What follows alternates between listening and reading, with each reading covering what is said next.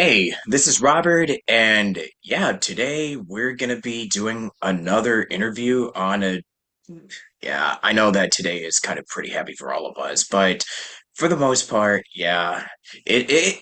But like they say, the show must go on, I guess. But I can't really just go on and just not acknowledge, 9/11. So my heart goes out to anybody that got affected by this tragedy. Just 24 years is still unbelievable, but all things considered, my heart goes out to anybody that is still, staying, you know, I don't want to say stay strong, but it's still like, I feel you. I feel the pain and I feel everything that's been happening. So I just wanted to give my condolences and my heartfelt, you know, just, prayers for anybody that's been affected. So with that said, let's just get right on to the main interview. Like I know that we kind of start off on a bit of a heavy note, but I just once again just can't really ignore it. So yeah, today we got a very special guest here in the corner. We have somebody who I if I'm not mistaken, I think we've worked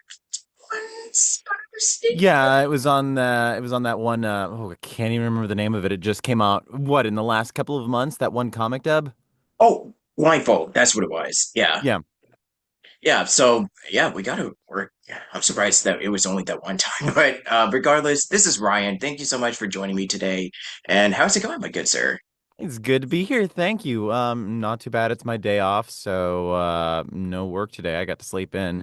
That's nice, especially since I had D&D last night. I conked out after that. I was gonna sit in bed and just mess around on my laptop and just 100% conked out. A husband had to come in and take the laptop off my lap because I fell asleep with it on my Oh my lap. God, yeah. Oh boy, it's your day off, falling asleep. Boy, I wish that was me right now. Yeah, because like right now I've shared this before, but I'm doing an indie animation and I'm doing casting for it right now, which I'm actually going to be doing right after we finish this. So yeah, never a dull moment. So yeah, wish me all the best. Break a leg, as they say. Yeah, it's been an insane week for me, but hey, I'm just kind of happy that like prayerfully after Saturday I can just take a day to just breathe. Well, you've got to find some time to breathe, otherwise you just drive yourself absolutely crazy.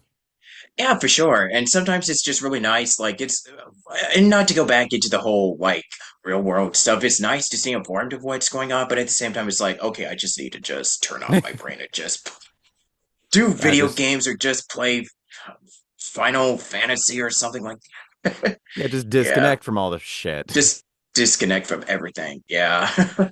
Um, so yeah, this probably like the closest F-bomb we'll probably get on the show. Forgot to point that out, but it's Thank whatever. you. Thank you for reminding me of that. Thank you for letting me know that. I have been known to swear like a sailor. I will turn my children's theater program voice on and try to subvert my swears. Oh my gosh. Yeah, is that really the term for it now? Okay. Yeah, so we're just thankfully though, I'm just now in an area like the weather is really nice outside. It's finally cooled down for a change here in LA. I'm not yeah, I don't know if it's the same for you where you are right now. But yeah, like I guess that's the main thing that we to kind of talk about first thing, interviews. How's the weather? It's hot. It's Texas. Yeah. It's real hot. Actually, let me see. What is the current temperature outside right now? Oh, it is 93 degrees outside right now. Yeah, that's pretty much LA all throughout August. So yeah, we misery, am I right? Yeah, although I think you guys get a little bit of a. If I remember, I was in San Diego once, and I remember it was warm, but we did get a little bit of a cool breeze coming off the sea. So you have Yeah, that. We are just in the middle of the desert. Well, not really desert, but yeah, it's warm. It's sometimes it's muggy and warm. Sometimes it's dry and warm. It's just yeah. generally warm, and the sun is bright as heck. Oh my gosh, yeah. I mean, sometimes it's been really weird. Like the summer weather has just been kind of bipolar, where sometimes it could be cloudy and then sometimes it could be hot. But now we're kind of like in this in between where it's The we call it like the June gloom weather, where it's cloudy in the morning and then sunny in the afternoon, and then it starts getting cloudy again in the evening, and then it just kind of continues until like I don't even know at this point because it's been kind of really inconsistent all summer long. But thank God it's almost over. Well, Yeah. for you, it will continue being summer for me until always because we don't have seasons. We have summer, we have cold summer, and then we get 1 week of winter around February when all of Uh the ice drops at once, and then it goes back to being summer. yeah, I think that's kind of how it was with El Nino weather that we would be having sometimes, where it's Mhm. like it's the hot summer, the cold summer, and then 1 week of winter. That's just it. Yeah, so great conversation so far. Great start to this episode so far. But yeah, I enough with the whole weather spiel, like our rant about just weather and you know real world stuff. We just want to talk about acting and just video games and some other stuff that we'll probably get into in this episode. So I guess for you, my good sir, because you mentioned children's theater, would you say that that's kind of like the place where you got started in acting? Just tell us about your journey. Yeah, so I originally got started in acting back in high school. I took my first acting classes back in my sophomore year of high school. Auditioned for my first popular play. I mean, we had school plays back in like elementary school, but they weren't really plays. They were just things where, some people got larger roles, but everyone had a chorus part and everyone had to participate. But did my first real theater work in high school.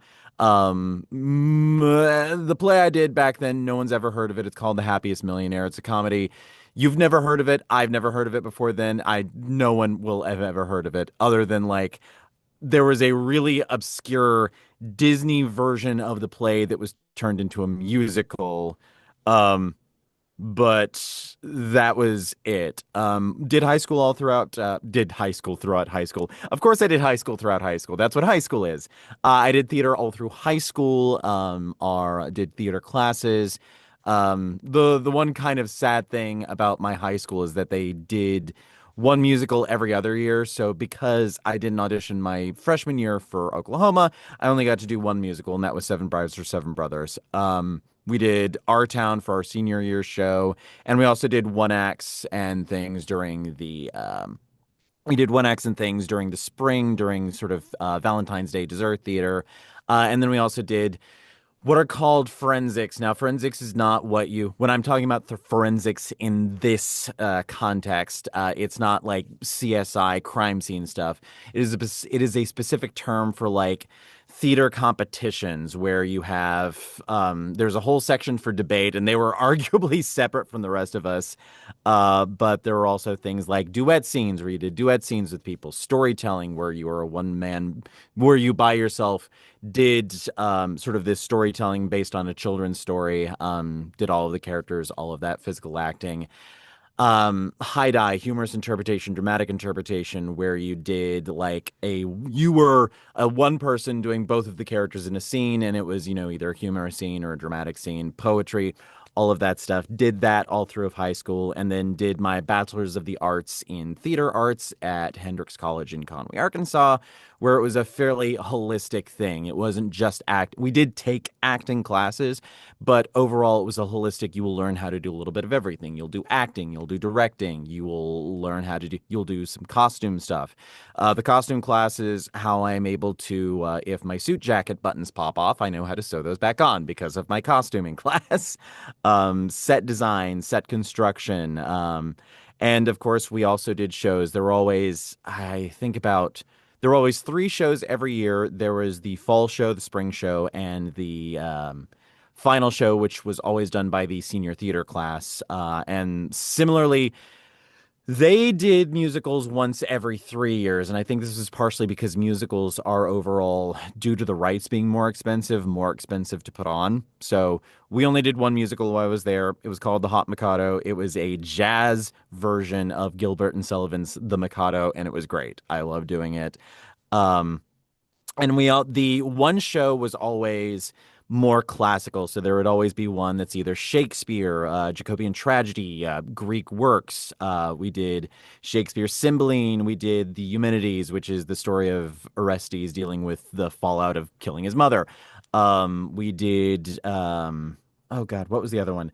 This horribly bleak tragedy called The Duchess of Malfi that was not particularly fun all the time because the director decided that as part of it, the ensemble would be sitting in the back in these tableaus to represent sort of what was going on stage, which got real tiring because some of those scenes could go on for a while. And then there would usually be some more modern dramatic stuff that was done. I didn't really get to do those much because I always got picked. I always got picked for decent sized roles in the classic stuff. And the modern plays oftentimes were going on at times when I had conflicts with being in the Hendrix College Choir.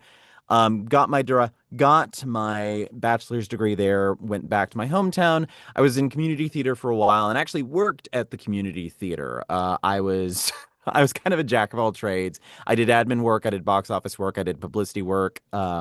I wrote the publicity releases that we sent to the newspapers. I did a lot of the blurbs for the programs we did, including if actors did not give us their bios for the show programs, I had to make up something for them, which was always so and so has been in these plays with Center on the Square. They are really happy to be in this show. That was kind of the mark of shame for not getting your bio in on time. And did, in fact, that's where my little children's theater voice thing comes from. We did a summer theater program, Kid Stage. And so, because a good chunk of the time I was around children, I learned how to sublimate curses really, really well because I am naturally a potty mouth and I could not be swearing around elementary school kids and high school kids. So that's where that came from. Did a lot of community theater back then. And then as far as voice acting I got into back around, I want to say 2011 or 2012. It was right when the webcomic Homestuck was really bursting into popularity.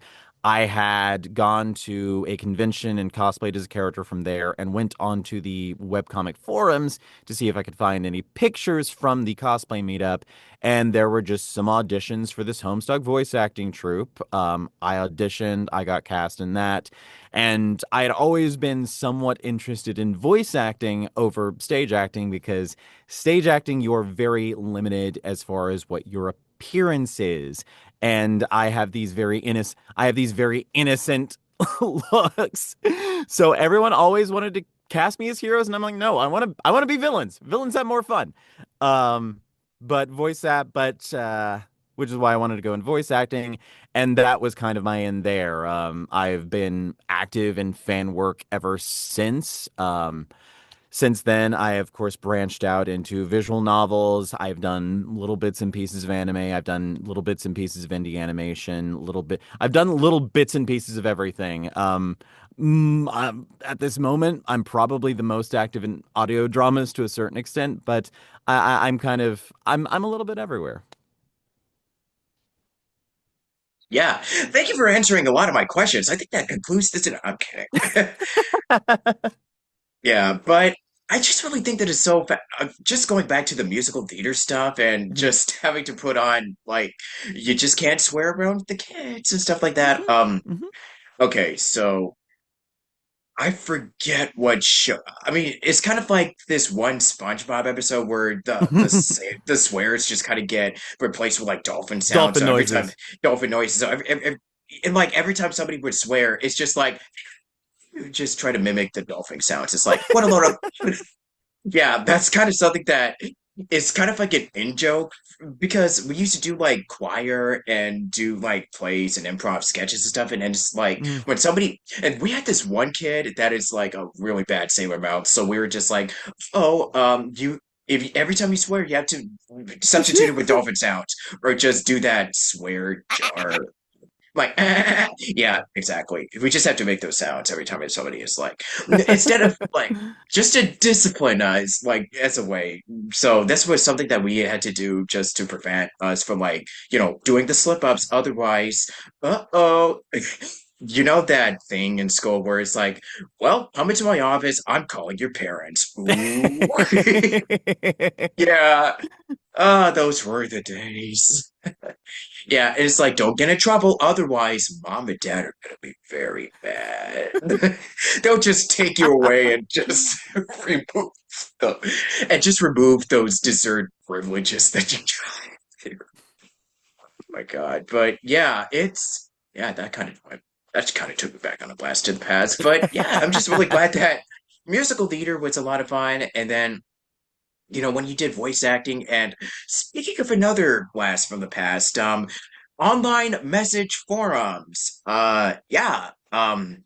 We still remember the days of like those Newgrounds, like voice acting alliance, that era, that little era where a lot of us that started in like the oddies, like in the 2000s, was kind of because we all loved watching anime and play video games. So it's like, hey, why not?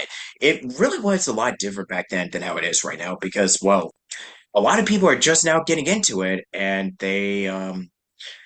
there's a lot of newer talent that are just, making their big splash. And sometimes it can take a while and what have you, but it's totally okay because everybody's journey is different. But yeah, I think back in the day, it's like just have those those freaking microphones, just record anything, send Oh, something out. I had one of the Logitech desktop mics. That was Oh my God. I did Homestuck voice acting on that before I got my very first proper mic was a Samson CO1U. It was a USB mic, and then of course after that I moved on to my current preferred mic, which is the Rode NT1A condenser microphone. But yeah, no, I remember the gooseneck. I remember it. Yeah. Because I'm just like, oh, wow, okay. Because when I first started, it was like, okay, just have like a Blue Yeti or just record in a room where Mm, there's not a lot of like, because I used to record like in this space until like got my closet behind me. So mm. anything is fine to start out, but I think when we start getting into, when you start booking like a lot of like video games or like visual novels and stuff like that, and it's like, oh wow. I guess I need to up my game. I just can't be like a doofus just making, Hmm. just doing silly stuff. Like, no, you gotta, up your level, as they say Hmm. in the biz. So yeah, like you I could still be a th- goofball, but still at the hmm. end of the day, it's, business. So what are your thoughts on that? Sorry, I don't mean I to interrupt you. think I have a mildly unpopular opinion, which I share with my friend Maxi Uh, Molina. I think that there is certainly a floor on which you should probably yeah, have a decent either a very good USB mic or a decent XLR mic. I'm of the opinion yeah, that that with proper sound treating in a space, a USB mic can be relatively as good.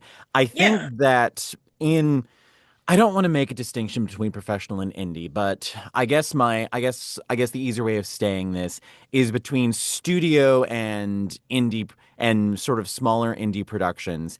I think that there is a little bit of an obsession with having, amazing tech in smaller productions when once the audio is in, once the audio has been compressed to be put into, say, a visual novel, you're not going to notice that much of a difference between someone who has an okay mic in a decently treated space and someone who is recording off of a Sennheiser Mark whatever in a whisper room because you can do a lot. Like I am not in like a super amazing booth right now. I have got four walls of acoustic blankets around me. Two of them are hung on are hung on garment racks I bought from Walmart.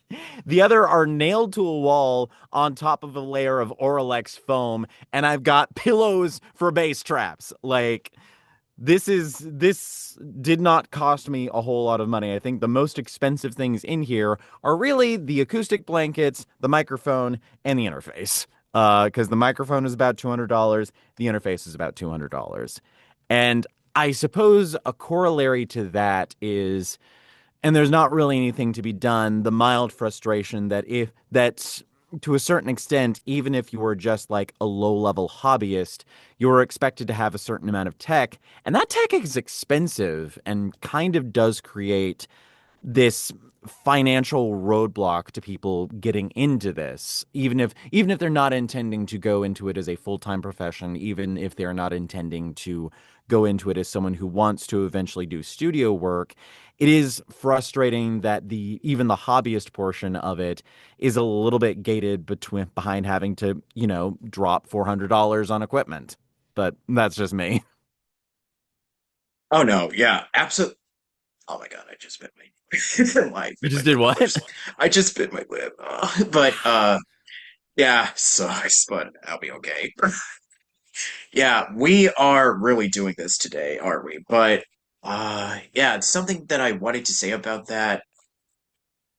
Hopefully it doesn't it's not too distracting. But yeah, with like the sound treatment and everything that you just talked about, I really do think that, like you said, having a well-treated sound space with a USB mic, I mean, it can definitely work. I mean, I've worked with people that have done, USB, and I mean, from what I understand, like, one of my favorite voice actors, Rob Paulson, has said that when he travels, he uses a USB mic and it's in a closet. Mm, And a lot of voice actors, when they do conventions and stuff, when they have like submissions that they got to that they got to, submit in a certain amount of time, like they do have Blue Yeti and, equipment and, it booked them jobs. So it doesn't really matter. Like, I mean, it does mm, in some way, but as long as as you're acting, as your capability that you can show that, like, hey, I'm here to play, I'm here to bring this mm. character to life, and I'm here to just have fun, then, that's, it's gonna come through.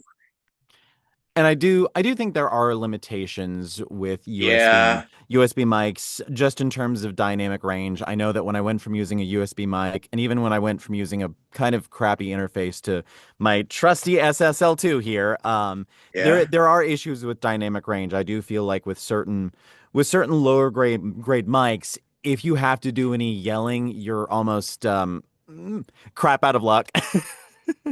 Because certain mics just cannot handle that dynamic range. Like if I were to yell, like even right now, if I were to yell, I would have to turn down the gain. And with my USB mic, to be absolutely truthful, it didn't matter how much I turned down the gain, it would still peak because certain mics just cannot Uh-huh. handle that. But that's also very specific things, and you're not going to be screaming your head off in everything you're doing. Exactly. Yeah.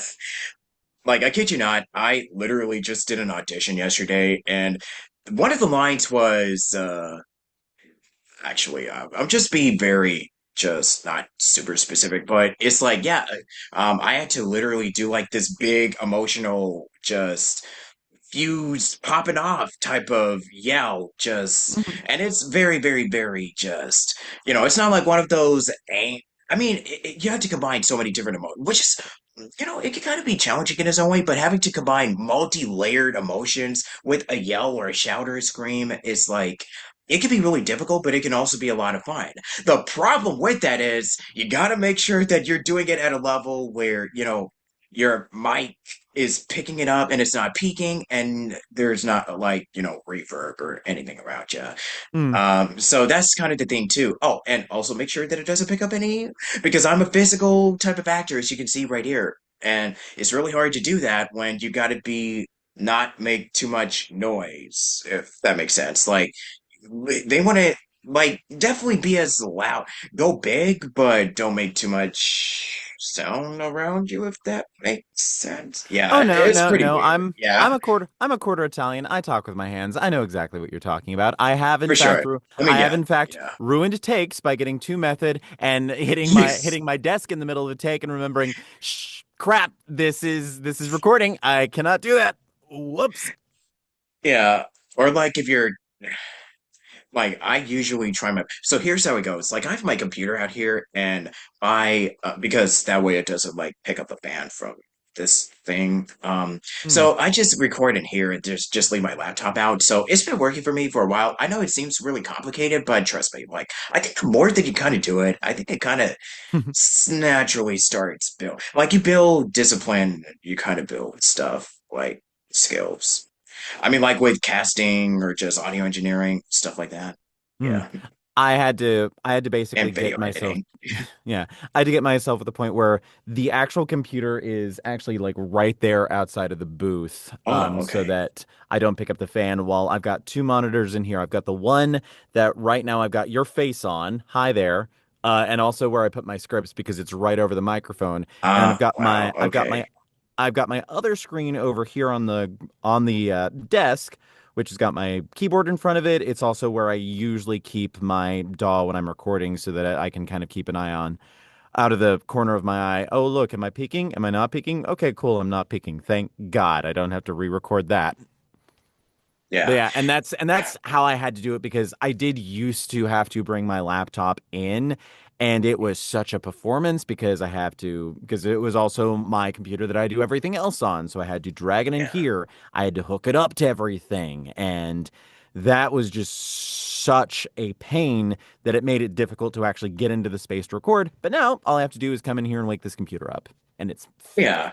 fantastic. I mean, if anything, I just pull out my scripts on my phone and just record in this little space Mhm. here, and then I hit record from my phone, and just do my best. I mean, you gotta make something work. You know what I Yeah. mean?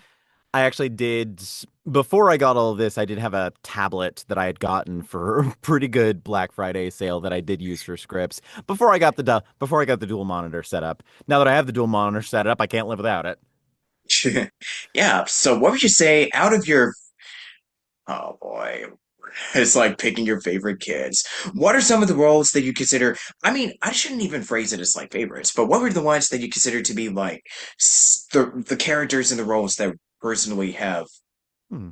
have been really just, you know, they are hold such very, very, very special places in your heart. Let's just Huh. say that. Yeah. Absolutely. It's funny what you're talking about people who take a while to blow up. I've been doing this since 2012 and I still haven't blown up. Um, I mean, you've worked but with Sea Dog. I mean, come on. I worked with Sea Dog once. Yeah. Once. So, In that video, voice I act think Cat's like 1 million views. Just saying. Aspiring voice actors watching this, don't be humble. I've been humble most of my life. Don't be well, be a little humble, but not too humble. I am too humble. Do not be like It's me, it's please. kind of like don't be humbled, otherwise you'll get the beating of that type of humbling. I thought it was kind of like that type of humbling, but Be my be brain, be yeah, be a little humble. Be a little humble. Don't yeah, be don't yeah. be an arrogant jerk. Don't do that. Let's see. No. Roles that I've really enjoyed. Um Oh boy, I kind of loaded the big one on you, huh?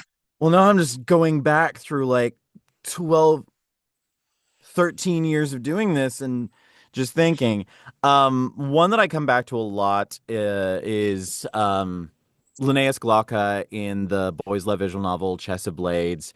That one, it was my second time working with Argent Games, who are a very small, like, indie dev team who do visual novels.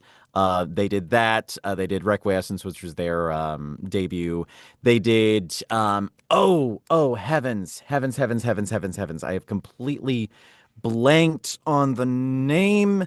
They did a vampire visual novel that was vaguely based on Vampire the Masquerade, and I have forgotten the name of it. They are going to kill me for not remembering the name of that visual novel. Oh my God. I will remember it later, but that one was really good. I got to do a British accent for that one, and it was a very stoic role, but I got to be very romantic near the end, and I like getting to do that.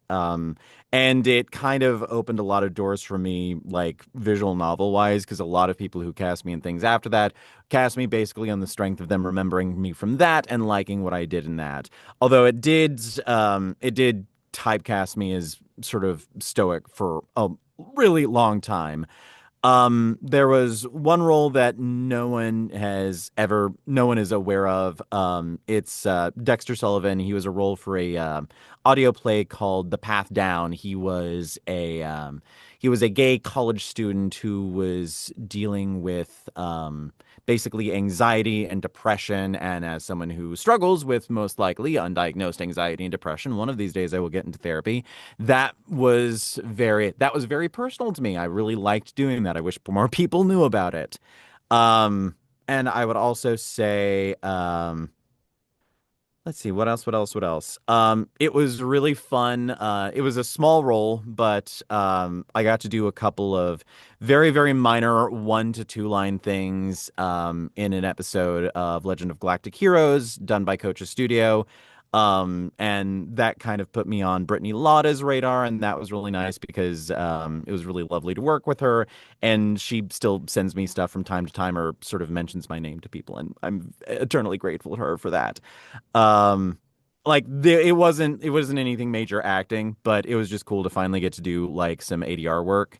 And I think more recently, just Ben Rogerson in this audio drama I did called Eat Your Heart, where like the role itself wasn't that unusual in terms of what I had to do. But what was fun was I had to learn how to sing rock for it. And actually, the very first episode, there's a song in there that I sang, and it sounds really amazing. It was difficult as heck to sing because it's not a style I'm used to. Uh, but I'm really impressed with it, and I'm really proud of it.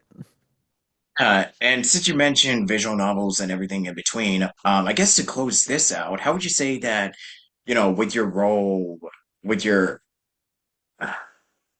with just yourself, because a lot of us have different backgrounds and experiences. So how would you say that, you know, being LGBT and stuff like, being a part of, those romance novels and just helping you just really discover more about yourself as a person? And would you say that it also helped lead you to, your husband? Anything? Yeah. Yeah, I just kind of wanted to ask that. I know it's kind of like a weird So the phrasing, fun but so the funny thing is, I mean, it didn't really help me discover anything because by the time I was doing voice acting, I'd been out of the closet for, let's see, I came out of the closet sophomore year of college. So let's see, that was, yeah, I was around 19. I was about 22, 23 when I started voice acting. So I'd been out of the closet for around 4 to 5 years by the time I started voice acting, and probably closer to 7 to 8 years by the time I was really getting started in voice acting, especially in visual novels. I can't really say that it helped me find myself in any way, but um what I will say there is like that it just helped you grow as a performer and an actor. it helped me grow as a performer and an actor. It did. One thing I will say to any to any queer actors out there: do not put stock in your identity as a queer person based on how well you are booking those kinds of roles. It can suck if you're auditioning for them and not getting them. There are a couple of voice actors out there who talk all the time about trans roles not going to trans actors, which I think is a bloody tragedy. That's what we'll say, so we can keep this PG-13. It's yeah, Which is a yeah. bloody tragedy. But one thing I discovered, because for a while I was hinging a portion of my identity on how well I was getting cast in these kinds of roles. And that led to a pretty bad spiral, which involved me not getting cast for something, and in the middle of cooking dinner, collapsing into a crying heap on the floor of my kitchen No. while my husband is comforting me. And Yeah. I have to say it like this because like I was very torn up in the moment, but in retrospect, it is a very hilarious image. Hmm. Just So, just noodles bubbling away on the stove while I am just like leaning against the door, just like oh my but it gosh. but So, it did help me come to terms with like, okay, you need to. And actually, that's really just an overall thing to do with voice acting. Voice acting is cool. It is a fun thing to do. It is amazing. You are getting to play pretend. Sometimes you're getting to play pretend for a living, but you cannot let it take over your identity as a person because if you do, any failure you have as a voice actor is going to reflect back onto your self-esteem and it is going to destroy you. And you are going to end up in a case where you too are sitting on the floor of a kitchen crying while dinner is cooking. And because Making noodle. while you're So cooking noodles.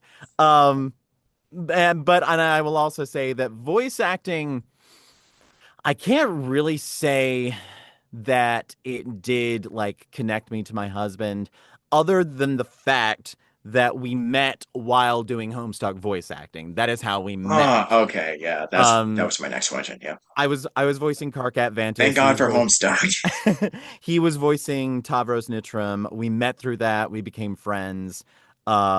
And eventually we just started talking and we kind of fell for each other and we started dating like I think within a year of meeting each other because we met sometime late 2011 and we were kind of romantically involved by the beginning of 2012. And then I met him in person for the first time at ACON in Dallas in June, on specifically June of 2012, because I remember specifically we said we were just going to be dating. We were romantically involved, but we weren't boyfriends. We totally were boyfriends. Um, and I met him over that weekend, and then June 2nd specifically, we were kind of just snuggled up on a blow up bed on the floor of the hotel room we were sharing with two other people. And he asked, "Hey, so I know we said we were just going to do this for the weekend, but do you want to still keep being my boyfriend?" And I was like, "Yes, absolutely." And that's why our anniversary is June 2nd. So we did meet through voice acting, but I can't really say that that other than the fact that we just happened to incidentally meet through it, voice acting was not anything. Voice acting or being in these queer themed visual novels, these romance novels, had anything to do specifically with our relationship, other than him having to put up with me being a little baby nerd boy about not getting cast in them. But for which he has had endless patience with my crap there. Yeah, um, our honestly our kind of focal point as far as what kept us together was really just playing Final Fantasy 14 together online before we moved in together. yeah. So I guess Final Fantasy and all that stuff has kind of still left a very big, impression on you. Mm-hmm. Mm-hmm. Yeah. Mm-hmm. Yeah, and trust me, there's like so much stuff that we could just discuss about like video games, anime, or so much crap that is out right now that we would indulge ourselves into. But I I guess it's kind of like a pretty good note to end out this episode on. So yeah, just real quick, share your socials and all Okay, that yep. some promo stuff. Sure. Oof. I really should memorize these things. You can find me on bsky.app/profile/hoyleryan.bsky.social, or just search Ryan Hoyle on Blue Sky. You can probably find me. I'm on there as Ryan Eraserhead Baby Call Out Post Hoyle. If you're wondering what that is, watch Eraserhead by David Lynch, or don't. It's a freaky movie. That's the quickest way to find me. I am on Twitter. I'm not. I am technically on Twitter in that my account is active. It is privated, and I don't go on there anymore because no, I refuse. You As far as some interesting stuff coming out with Wolf and Magpie Media, a group that does audio plays. I am in one of their current audio plays that is airing Ash and Brimstone. I cameo as the same character I was talking about earlier, Ben Rogerson. It's in the same universe as that one. So I cameo, and in the last episode, I get to sing a song with the actual star of this particular one. The song is called Ash and Brimstone. It is great. She sounds amazing, and it was it kicked it. Okay, yeah, you were saying. Um, So I get to sing a really cool song there, and the person who plays the lead role just sounds amazing, and it's a pleasure to get to like be part of that. Um, like the only other cool thing I have coming out, I can't even really talk about because we haven't really given an well, I can talk about because we posted the original trailer. The voice acting collective I'm with, Voxus, who is responsible for Let's Read Homestuck, the still ongoing full fan dub of Homestuck that has been going on since 2012. We are going to be releasing sometime soon a fan dub of the game Mouthwashing, and I played Jimmy in that. I got to see the pre sort of the draft of it, and it's really good. But we will be announcing the actual release date of that fairly soon. I know what it is. I just cannot say anything about it. Yeah, for sure. So would you like to do the outro of my name is Ryan Hoyle. You've heard me at this. This is Station Square with Robert something. Okay, yeah, yeah, sure. And this is Station Square. Got it. Okay. Hello, my name is Ryan Hoyle. You've heard me in Legend of Galactic Heroes. You've heard me in countless Boys Love visual novels. You have heard me in audio dramas, and this is Station Square. Bingo. I think that's probably the one we'll use. So thank you so much, my guy. And until next time, stay safe and keep on creating and God bless. And yeah, adios. All right. And my condolences to everybody out there. Love you. Bye.